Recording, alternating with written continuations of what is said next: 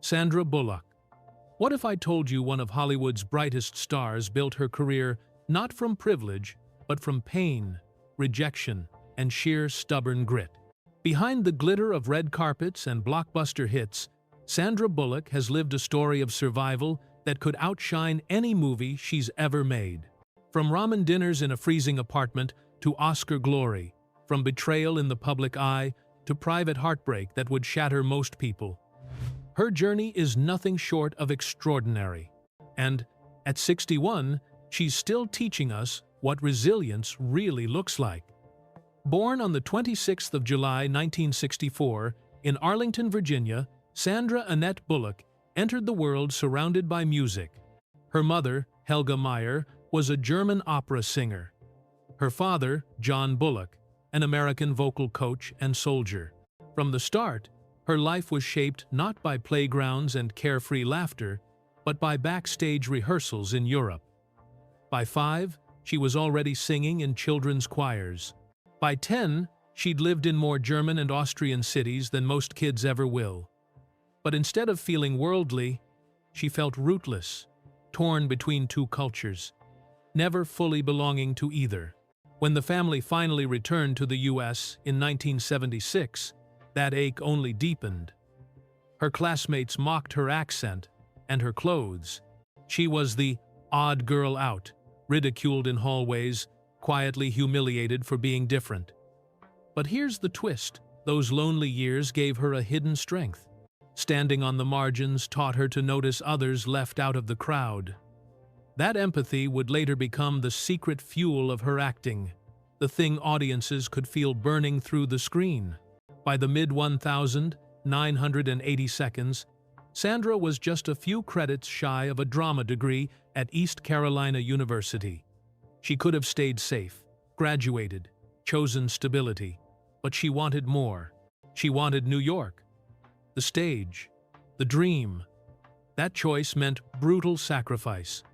Nights working as a bartender, waitress, coat checker, collapsing in a freezing apartment on instant noodles and coffee. And while her parents could have helped, she refused to lean on them. She was determined to carve her own path. Her first films? Forgettable. Titles like Hangmen and Religion, Incorporated came and went without notice. She later admitted those failures gave her hunger, the kind that keeps you on your feet when others sit down. Then came 1993's Demolition Man with Sylvester Stallone and Wesley Snipes. Not a breakout, but finally a spark. And then, in 1994, lightning struck. Speed was not written for her. In fact, her name wasn't even on the shortlist.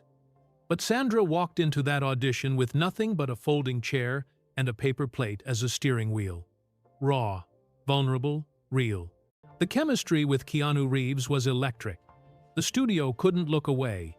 Speed exploded at the box office, $350 million worldwide, and overnight, Sandra Bullock was a star.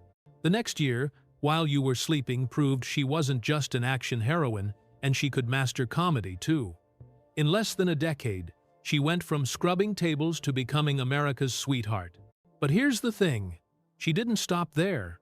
While audiences fell in love with her charm, Sandra quietly built power behind the scenes. She launched Fortis Films, her own production company, producing hits like Miss Congeniality and even the sitcom George Lopez. She wasn't just a passenger in Hollywood, she was steering the wheel. Of course, Hollywood always tests its brightest stars.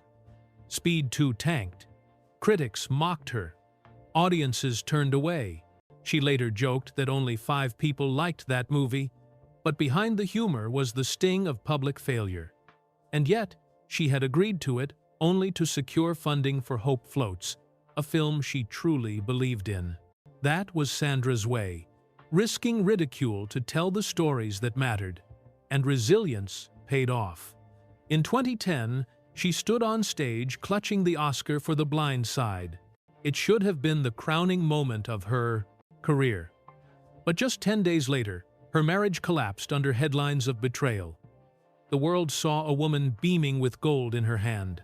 What they didn't see was a mother, newly adopting her son Louis, shielding him from chaos with every ounce of strength she had left. The Oscar honored more than her performance. It honored a woman refusing to let heartbreak define her. Then came Gravity. Alone on screen, carrying the weight of an entire universe, Sandra Bullock shattered records and ceilings. A $700 million box office, one of the most lucrative deals in Hollywood history. And when streaming reshaped the industry, she adapted again. Bird Box became a global phenomenon. The Lost City proved she could still command theaters decades into her career. But not all battles were fought in public. In 2014, she faced terror inside her own home. Waking at 1 a.m., she realized an intruder had broken in. She hid in a closet, whispering to 911, her voice trembling. Though the man carried no weapon that night, the scars lived in her nervous system for years. Panic attacks, tears at random moments. She later turned to therapy, piece by piece, reclaiming peace for herself and for Louis, who deserved a mother unbroken. And then came love again. In 2015, photographer Brian Randall walked into her home to shoot Louis's birthday. What started as work became a bond so natural it felt destined. Together they expanded her family, adopting little Lila later that year. To the kids, Brian wasn't just mom's partner. He was the fun parent, the steady anchor. Friends said they had never seen Sandra so at peace. After betrayal, loneliness, and years of wondering if love had passed her by, she had finally found her harbor. But fate can be merciless. In 2020, Brian was diagnosed with ALS. Instead of sharing red carpets, they shared hospital machines. Instead of premieres, she spent nights feeding him, soothing him, keeping the house filled with laughter so the kids would remember. Joy, not decline. For 3 years, she carried him through the darkest hours, until the 5th of August 2023, when Brian passed at just 57. Imagine that, finding the love of your life after decades of storms, only to watch him fade away in your arms. That loss, no headline could capture, no Oscar could comfort. And if that weren't enough, just 9 days later, another storm hit. The Blind Side, the very film that had won her an Oscar, was pulled into controversy after Michael Oher's lawsuit against the Tuohy family. Though Sandra had nothing to do with it, her name was dragged into the mess, with cruel voices online demanding she return her Oscar. Think about that.